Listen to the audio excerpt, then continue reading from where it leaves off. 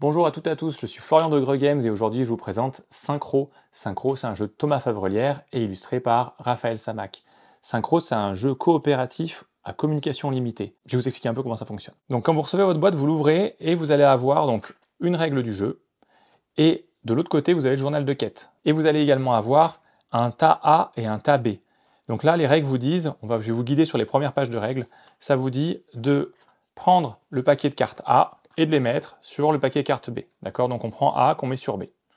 Ensuite, on enlève cette carte qui, au dos, vous indique comment sauvegarder votre partie si vous faites en mode campagne. D'accord? On n'y est pas encore. Donc la carte A, vous la mettez de côté, puis vous dépilez et vous avez la carte leader. Cette carte leader sera donnée au premier ou à la première joueuse de la partie. Vous avez également cette carte qui vous permet de dire les types de sorts qu'il y a dans le paquet au départ. Donc vous avez 4 cartes 1, 8 cartes 2, 6 cartes 3, 5 cartes 4 et 3 cartes 5. Ça, vous le mettez de côté. Là, ensuite, vous avez les cartes sorts. Les cartes sorts, ce sont les cartes qui ont un dos éclair, d'accord, et qui ont des valeurs sur l'avant. Et ces valeurs correspondent donc à l'aide de jeu que je vous ai indiqué et qu'on a mis de côté. Donc ça, on va les mélanger et on va les distribuer à chaque joueur et joueuse. Et donc, on va en distribuer un certain nombre de cartes qui dépendent du nombre de joueurs et joueuses. Par exemple, si on joue à 4, on va donner 5 cartes par personne. D'accord?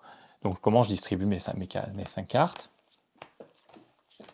Les cartes restantes, je les mets de côté. D'accord? Je les mets à côté du paquet. Donc, ces cartes, pour l'instant, vous ne les regardez pas, vous les gardez devant vous, on verra après. Ensuite, je vais avoir, toujours en dépilant mon paquet, je vais avoir les cartes monstres. D'accord? Les cartes monstres, donc c'est les cartes qui ont ce dos-là. Donc, c'est des cartes de mon standard. Vous avez 4 cartes violettes qui ont une valeur 6, 6, 8, 8. 4 cartes oranges qui ont une valeur 5, 5, 5, 7. Et 4 cartes vertes qui ont une valeur 1, 1, 2, 3. 1, 1, 2, 3. D'accord? Donc champignon, golem et dragon. Donc ça, en fait, on va les prendre, on va les mélanger. Donc là, j'ai plus besoin de cette boîte pour l'instant, je la mets de côté. On va mettre la pioche ici, on va mettre la pioche de cartes sort à côté. Ça, on va le donner à Pierre-Yves, parce que Pierre-Yves est le premier joueur. Et ça, c'est le rappel des cartes sorts qui sont à notre disposition. Donc là, on a fait une mise en place de départ. Maintenant, on va commencer la première partie, c'est la partie d'initiation qui va commencer à vous apprendre les règles.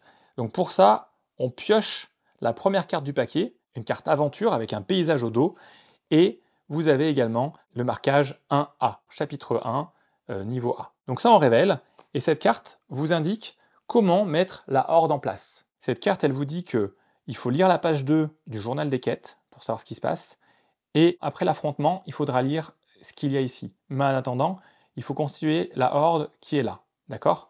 Donc pour ça, vous voyez, c'est que des cartes face visible, donc les symboles sont repris dans les règles pour vous expliquer, mais là on voit que des cartes face visible, et il faut faire ce système de pyramide.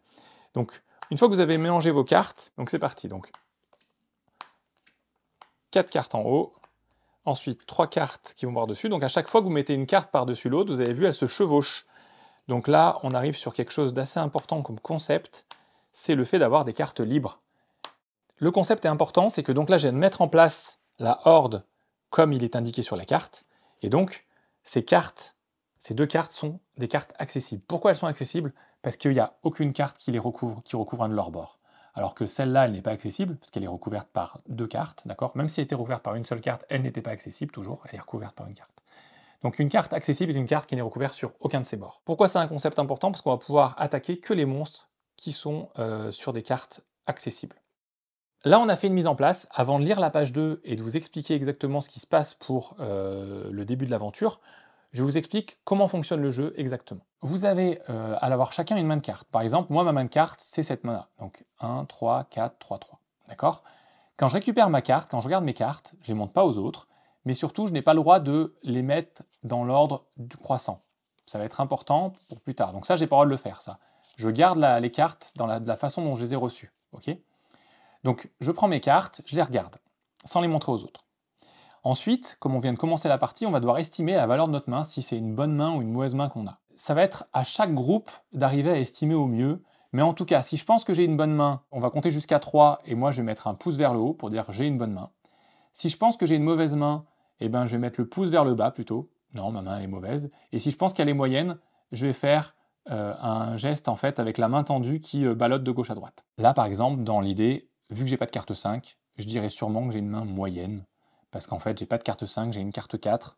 Mais voilà, donc ça dépendra un petit peu avec qui vous jouez et comment vous jouez. C'est à vous de commencer à estimer et d'arriver à vous apprendre et à connaître un peu comment chacun va estimer ses mains. L'idée, c'est d'arriver au fur et à mesure du jeu et de l'apprentissage de jeu à l'estimer le plus proche possible et le mieux possible pour arriver à donner des indications correctes à vos alliés. Comme je dis, c'est un jeu coopératif. L'idée, c'est d'arriver à se synchroniser avec les autres et d'avoir une communication la plus pertinente en sachant que c'est la seule façon de communiquer, c'est d'estimer sa main au départ du jeu. On fait ça, donc j'ai estimé ma main, et je l'ai mis face cachée devant moi. Enfin, je l'ai pris en main face cachée, donc les gens voient que le dos pour l'instant. Maintenant, à tour de rôle, en partant de la personne qui a la carte leader, on va devoir jouer une carte ou passer. Donc le leader, il dit soit je joue, soit je passe. Donc il décide de passer, par exemple. Ensuite, c'est à moi, et moi, je peux décider de poser une carte sur un des deux monstres accessibles. Donc je peux pas poser, vu que je pose qu'une carte par tour, je peux pas poser sur les deux, j'en pose que sur un, donc j'ai posé par exemple comme ça, je pose une carte. Ensuite, c'est au joueur dans le sens horaire de dire ok vas-y je passe ou je joue, etc. Donc un tour de jeu, c'est chaque personne a l'opportunité de passer ou de jouer. Si tous les joueurs et joueuses ont passé, le dernier joueur du tour est obligé de jouer une carte. Une fois qu'on a posé les cartes, donc il se peut très bien qu'en fin de partie, en fin d'un tour, on soit comme ça, là par exemple, eh ben, on va les révéler toujours de gauche à droite. Donc on commence par révéler les deux cartes ici. Et donc là, on a 3 de sort sur 2. Donc en fait, on a une valeur de sort qui est supérieure ou égale à la force du monstre. Donc c'est bon, le monstre est battu. D'accord? On remet dans la défausse les cartes ici, et la carte monstre rejoint la défausse. Et ici, pareil, on a une carte à retourner, 1 pour 1, c'est bon, ça égalise, donc ça le tue. Donc voilà. Donc là, très simple, on a tué le premier monstre. Maintenant, la carte leader passe au joueur d'après, et on va devoir rejouer de nouveau, et cette fois affronter ce golem à 8. Donc ça, c'est les règles de base. À chaque tour, on peut passer ou jouer une carte. Une fois qu'un tour de jeu a été fait, on révèle les cartes posées sur les monstres, et on voit si on les a détruits ou pas. Imaginons cas de figure où on ne détruit pas. Par exemple, on va plutôt faire comme ça. On fait comme ça. Donc là, imaginons, on avait posé 3 cartes sur lui, et on révèle. Et quand on révèle, en fait, la totale, c'est de 4 pour 8. Donc bah, c'est insuffisant. Donc 4 pour 8, c'est insuffisant. Donc quand on rate une attaque sur un monstre, on détruit la carte sort la plus faible. Donc là, on a 2-1, on va détruire donc un 1. Et par contre, les 2 autres cartes restent sur le monstre. Donc là, on sait que ce monstre, il est de valeur 8, mais pour l'instant, on lui a mis 3 déjà de dégâts, et qu'il va falloir rejouer des cartes face cachée pour arriver jusqu'à 8. Donc, soit on le détruit, il va dans la défausse, soit on le détruit pas, et dans ce cas-là, on perd notre carte la plus faible posée sur lui, et on peut essayer de le rejouer au tour d'après et d'essayer de l'affronter au tour d'après. En sachant que ce qu'il faut bien faire, c'est qu'à chaque tour, le premier joueur change, la carte leader tourne dans le sens horaire. Comment on gagne? Dès qu'on a détruit le dernier monstre, le niveau prend fin, et on remporte la partie. Par contre, si aucun mage n'a de carte en main, donc aucun joueur et joueuse n'a de carte en main, et qu'il reste au moins un monstre en jeu, on perd la partie. Pour résumer, à chaque tour, on va pouvoir jouer une carte ou passer. Une fois que tout le monde a joué, on révèle les cartes posées sur les monstres et on voit si la valeur est supérieure ou égale pour les détruire. Une fois qu'on a fait ça, la carte leader va au joueur à sa gauche et on continue à jouer, etc. jusqu'à que tous les monstres soient détruits. Une fois que tous les monstres sont détruits, on a gagné la partie et on passe au niveau suivant. Si par contre, il reste encore des monstres en jeu et que plus personne n'a de carte en main, on a échoué le niveau et il faut le recommencer. Ça semble assez simple comme ça, mais parce que chaque monstre va avoir des pouvoirs qui vont s'ajouter au fur et à mesure. Donc là, quand on va commencer le niveau 1, il est écrit sur la carte quête, ici, d'aller lire la page 2, journal des quêtes. À cette page 2, journal des quêtes, vous avez un petit texte. D'accord? Mon but, c'est pas de vous spoiler et de vous faire découvrir tout ce qu'il va avoir dans l'aventure, parce que chaque nouvelle aventure apporte son lot de nouveautés et de petites règles en plus qui vont donner encore plus de sel et de piquant au jeu. Mais par contre, je vais vous expliquer un peu ce qui se passe. Je vais vous lire cette première page, qui est en fait la page d'introduction sur le premier niveau. Une terre dévastée s'étend devant vos yeux. Quelle sorcellerie enveloppe ce lieu? Pas le temps d'enquêter, une horde de monstres se rue sur vous. Donc, on met en place la horde comme je viens de le faire, et ça ajoute la règle des champignons. Donc les cartes champignons, les cartes vertes, maintenant elles ont un pouvoir, elles vont avoir un pouvoir dès le départ. Ces cartes, elles disent que lors de la résolution, si la valeur totale des cartes sorts jouées sur ces monstres est supérieure à sa force, on pioche X cartes sorts. C'est-à-dire qu'imaginons, ce champignon qui a une valeur 1, on lui met 4 de force dessus, en sort, et bien il y a un excédent de 3. Donc ça veut dire qu'on va piocher 3 cartes. Et donc en fait, lorsqu'on va piocher des cartes sorts, on va commencer la distribution de ces cartes par la personne qui a la carte leader, et on va tourner dans le sens horaire. Donc ça veut dire que si on pioche 3 cartes, Pierre va piocher une carte, Elodie va piocher une carte, et moi j'ai pioché une carte. Par contre, Pierre-Yves de ce côté-là ne piochera pas de carte parce qu'il est dernier dans l'ordre du tour, c'est comme ça. En sachant qu'on a une main max, c'est-à-dire que, comme je vous ai dit, vu qu'on joue à 4, on commence la partie avec 5 cartes en main. Et ces 5 cartes en main, c'est notre main de départ, mais c'est aussi notre main maximale.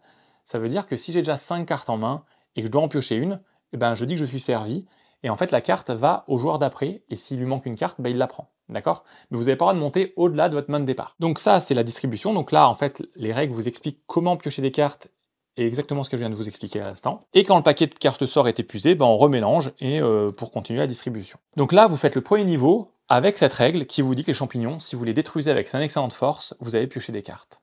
Et le truc qui est malin, c'est que je vous ai dit, c'est qu'au début de la partie, on va évaluer notre main de cartes avant de commencer, mais à chaque fois qu'au moins une personne va piocher des cartes, avant de rattaquer un nouveau tour, on va refaire une évaluation. Et c'est là tout l'intérêt des évaluations, de savoir si on a une bonne main, une mauvaise main ou une main moyenne. C'est qu'en fait, les cartes vertes vont être très fortes pour nous faire piocher, donc nous permettre de rester en vie dans le jeu, même quand on a consommé beaucoup de cartes pour tuer des monstres violets par exemple à 8. Mais également, ils vont nous permettre de faire des réévaluations de nos mains et donc de savoir un peu où en sont les autres. C'est les seules façons de communiquer les évaluations de mains, attention. Là, vous découvrez donc les monstres verts. Une fois que vous aurez passé ce niveau, vous allez découvrir le pouvoir des monstres violets et enfin le pouvoir des monstres orange. J'ai pas envie de vous les expliquer parce que vraiment leur découverte va complètement vous chambouler et la partie et votre stratégie et vos façons de faire. J'ai envie de vous en parler un petit peu mais je peux pas. Il faut que vous découvriez par vous-même les choses. Synchro, c'est un jeu assez simple, pas facile forcément à prendre en main parce qu'en fait c'est de la communication non verbale. Mais par contre ce qui est bien c'est que ça va être addictif. Dès que vous allez faire votre première partie, vous allez trouver des trucs très malins qui vont arriver et vous allez continuer à jouer et chaque nouvelle aventure vous débloque un tout petit truc en plus mais qui fait que ça va mettre beaucoup de piquant et beaucoup de choses à votre jeu. Ce qui se passe, c'est qu'on a un chapitre 1 qui est vraiment un tutoriel où vous allez apprendre à jouer avec l'équipe avec laquelle vous êtes et à apprendre bien les règles du jeu.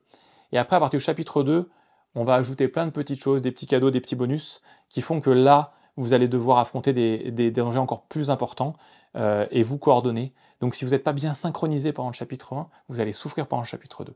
Alors que si vous avez bien géré en équipe, vous avez appris à vous connaître, vous avez appris à comprendre quand quelqu'un vous disait qu'il y avait une bonne main, une mauvaise main, une main moyenne, ce qu'il pouvait avoir en main, ça va vraiment être très impactant pour la suite. Je vous en dis pas plus, mais vous connaissez les règles, c'est pas plus sorcier que ça, et je vous laisse découvrir donc les 4 niveaux du chapitre 1 et les 5 niveaux du chapitre 2 qui vont vous permettre de découvrir l'intensité que peut vous apporter le jeu. En sachant que le jeu est rejouable à l'infini, parce qu'en fait, tout est tiré au sort au fur et à mesure. Donc ça veut dire que vous avez beau avoir fait le chapitre 2 en entier, vous allez pouvoir continuer à rejouer le chapitre 2, et à chaque fois ça sera différent, parce que vous n'allez pas avoir les mêmes choses qui arrivent dans le même ordre. C'est ce qui est important.